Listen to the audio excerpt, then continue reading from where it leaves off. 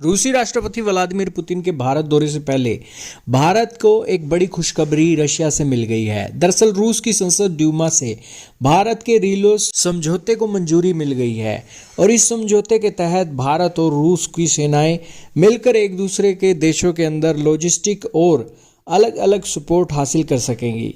सबसे पहले जानते हैं ये रिलो समझौता है क्या। इसकी डेफिनेशन है reciprocal exchange of logistic support. जैसा कि डेफिनेशन से प्रूव हो रहा है कि इस समझौते के तहत एक दूसरे के सैन्य ठिकानों, बंदरगाहों और सुविधाओं का उपयोग ये समझौता उपयोग करने में एक मदद करेगा। इसके तहत ईंधन, तेल, राशन, भोजन, मरम्मत और रखरखाव सेवाओं के साथ स्पेयर पार्ट्स और जहाज़ों के लिए रुकने के साथ साथ विमानों के लिए हवाई अड्डे का उपयोग अब आसान हो जाएगा। और इस समझौते के साथ ही जो सैन्य टुकड़ियां हैं, युद्धपोत हैं और सैन्य विमान हैं, एक दूसरे के साथ joint exercise, training program, humanitarian assistance और डिजास्टर रिलीफ के कार्य भी कर सकेंगे।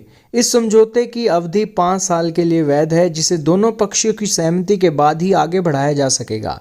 रूसी संसद में न सिर्फ इस समझौते को मंजूरी दे दी गई, बल्कि कहा गया कि इस समझौते के तहत 5 युद्धपोत, 10 सैन्य विमान और 3000 सैनिक भारतीय जमीन और इतने ही भारतीय सैनिक जहाज और विमान रूसी जमीन पर भी तैनात किए जा सकेंगे।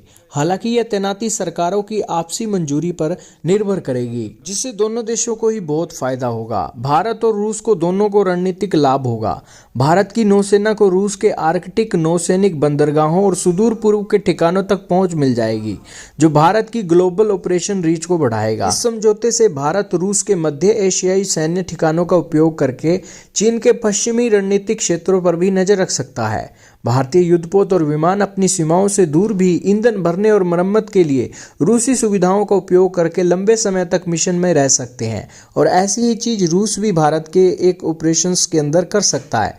भारत ने रूस का यह समझौता करके अपनी लॉजिस्टिक सपोर्ट पार्टनरशिप के वैश्विक नेटवर्क को मजबूत कर लिया है। भारत ने इस तरीके के समझौते न सिर्फ रूस के साथ किए हैं, बल्कि अमेरिका, ऑस्ट्रेलिया, फ्रांस, सिंगापुर, दक्षिण कोरिया और जापान जैसे कई प्रमुख देशों के साथ किए हैं, जिसके बाद जो कुल गिनती है वो 7 देशों के साथ हमने ये लॉजिस्टिक सपोर्ट को लेकर एक समझौते कर रखे हैं।